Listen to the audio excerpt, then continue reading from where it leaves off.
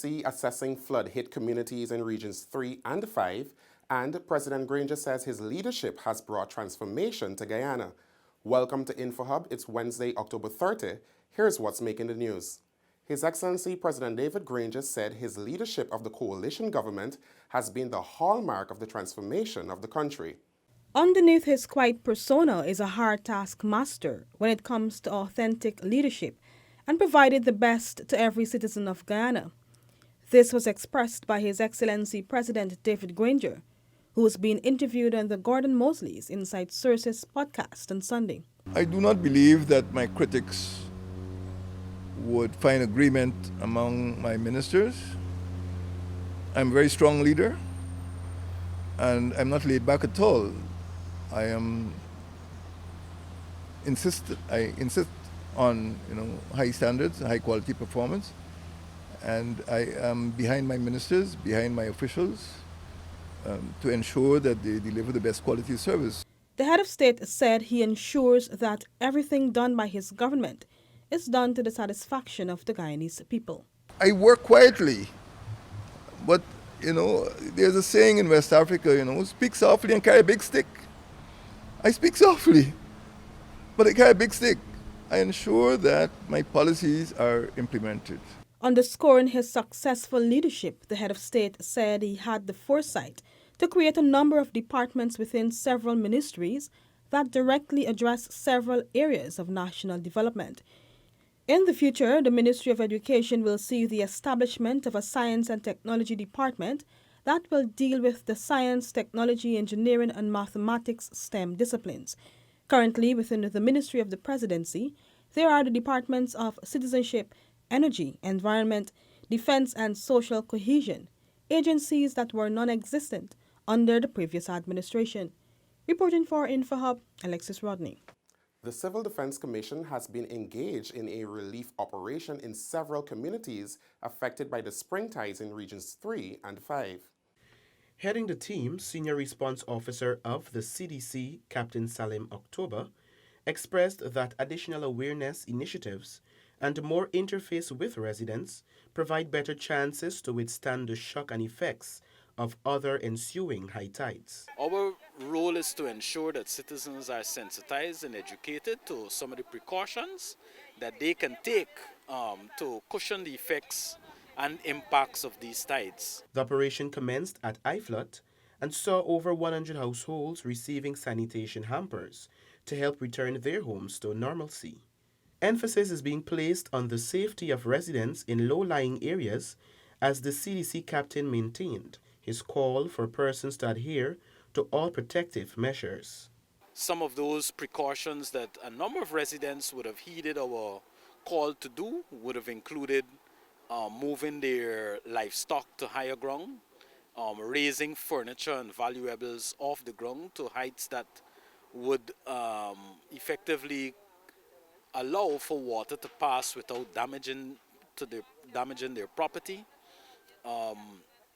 taking precautions for the elderly and young children to remain away from floodwaters, cover any open pit latrines to ensure that disease transmission is minimized.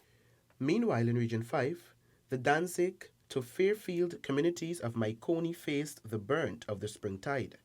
However, many residents commended the pace of the continuous emergency efforts in the face of an ongoing tragedy.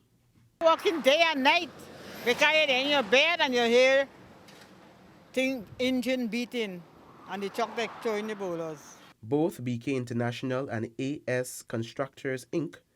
have been on the ground battling with the effects of Mother Nature in an effort to minimize the flooding of the residential areas. Every day you see the sand trucks, the big load trucks going out, they're carrying in the things. To date, more than 6,000 tons of stone were transported to the Danzig to Fairfield shoreline. 4 pumps were also installed by the National Drainage and Irrigation Authority. According to the forecasted period, Wednesday, October 30, is the last day for the current spring tide. Still in the news out of the region, latest reports from Stroudville state that Gaisuco officials are completing enforcement measures to the damaged cocoa doors. Last evening, emergency measures were implemented after water inundated the community after the corridor gave way. Up to press time, it was reported that the enforcement works will be completed before the high tides this afternoon. The STEM Guyana team of youth who represented their nation at the Global Robotic Competition in Dubai this month has been awarded the Albert Einstein Gold Medal of Excellence. Deemed as one of the most sought-after international events for many countries around the globe, Guyana's Technology, Engineering and Mathematics STEM team traveled to the capital of the United Arab Emirates and competed with 190 countries. Today, First Lady Mrs. Sandra Granger hosted a ceremony at State House to honor the group of teenagers who displayed remarkable resilience and have done their country well at the first global robotic competition. Guyana placed 39th, which is in the top 25% of the 190 countries which participated. And people might say, what is 39th?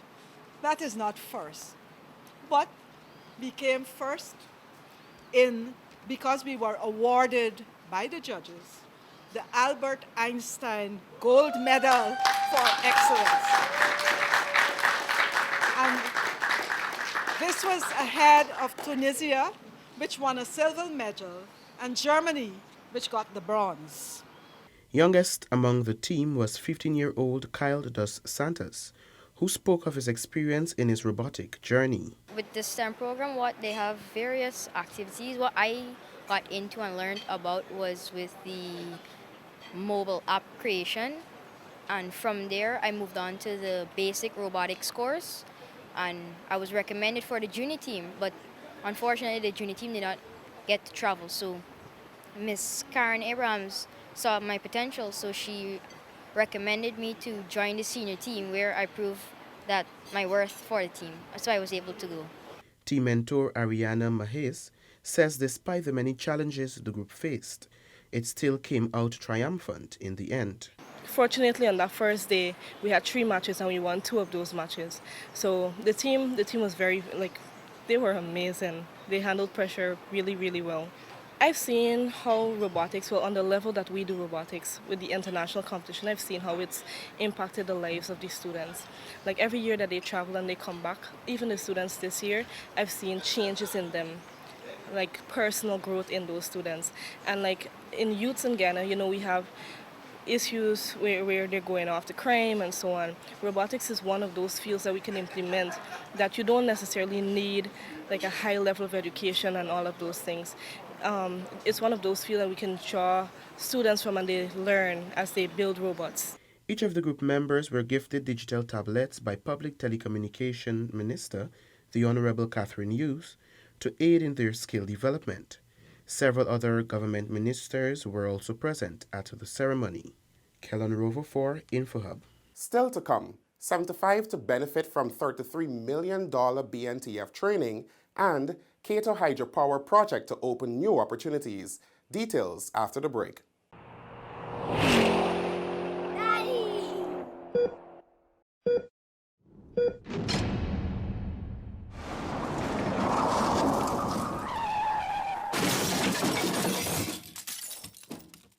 Thanks for staying with us. The lives of 75 young persons from across the country will be transformed as the Basic Needs Trust Fund has made a $33 million investment in training.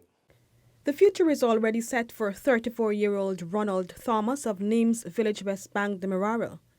In less than a year, he will be opening the doors to his own mechanic shop, creating employment opportunities for other youths in his community. While life has not been a bed of roses for the former DJ, he is confident that the training he will receive at the Ministry of Education's Industrial Training Center will have a positive influence on his life, leading to significant transformations. Finance is actually something that you grow as an individual to adapt in your everyday life, which could take you where we are today at GITC, from negative set of children or students to positive. Where we did not have dreams, now we have dreams along with visions. We never had hope, now we have faith and much more. Like Thomas, 74 other young men and women have been afforded the opportunity to be trained in motor vehicle servicing and repairs, the brainchild of the International Decade of People of African Descent. With funding from the Ministry of Finance's Basic Need Trust Fund, $33 million has been offered for 75 students, 25 at the Guyana Industrial Training Center and 50 at the Guyana Technical Institute to be trained in the program. The one-year training commenced in September at both technical institutions. Finance Minister the Honorable Winston Jordan said society must view vocational training as not only a second chance for school dropouts, but as an integral part of any school's curriculum. You could have 18 years and you could still want to be an automotive mechanic or automotive engineer or whatever name you may wish to call it.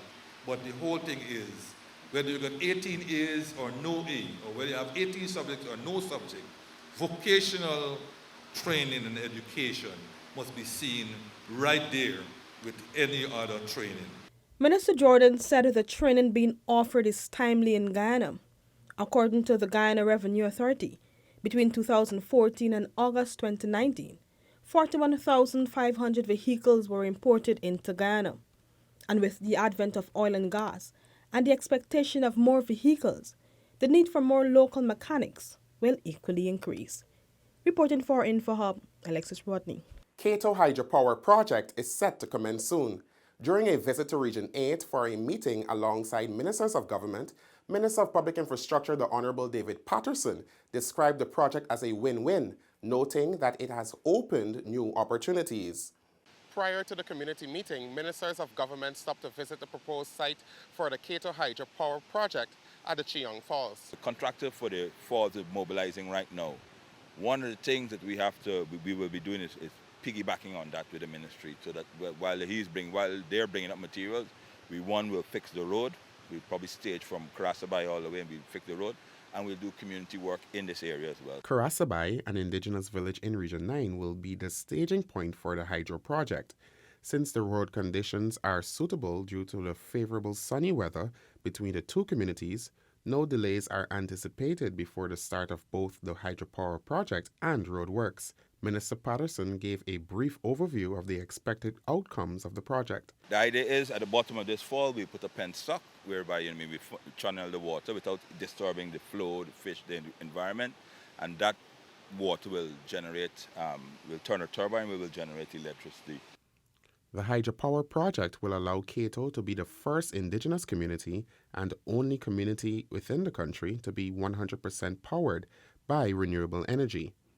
With a timeline of 18 months after construction in March, the $470 million project will ensure a 120-volt distribution network along with a 13.8 kV transmission network is built. The plan is to eventually have power distributed to neighboring communities such as Paramakatoy. Funding for the Cato Hydro project was sourced through a grant under the Inter-American Development Bank through its Sustainable Energy Program. The Ministry of Social Protection has announced that the 2020 verification and senior citizens pension book distribution will commence soon. Seniors are asked to check the schedules listed in the daily newspapers or the ministry's Facebook page for location, dates, and time. They are reminded to walk with their 2019 Senior Citizen Pension booklet and the corresponding national identification card. The ministry is also reminding pensioners that they cannot authorize anyone to uplift their pension booklets. Officers will deliver booklets to the shut-ins. Remember to tune in to the Voice of Guyana on Thursday, October 31 at 11 a.m. when His Worship the Mayor of Georgetown, Pandit Ubraj Narain, will be on Insight, so be sure to tune in. Before we wrap up tonight's cast, here is a reminder from the Guyana Elections Commission. GCOM's preliminary list of electors is now on its website, www.gcom.org.gy. Citizens are reminded to check the voters list to ensure their names are on it. GCOM's claims and objection exercise began on October 1st and will end on November 18, 2019. During this time, the following persons can check the registration office in their respective districts to verify their registration records for inclusion on the list of electors. Persons who are 18 years or older or will become 18 by December 31st, 2019. And Guyanese citizens by birth, descent, naturalization or registration, and a citizen of a Commonwealth country living in Guyana for no less than a year before December 31st, 2019. Also, persons whose names appear on the Central Registrar can make changes or corrections during this period. GCOM's claims and objection exercise is being conducted at all GCOM offices throughout the country. That's all for today. Connect with us on WhatsApp, Facebook, and YouTube. Much more news is on our website at dpi.gov.gy, and pop over to Instagram for the latest photo updates at DPI Guyana. Your bridge and weather reports are up next. Goodbye for now.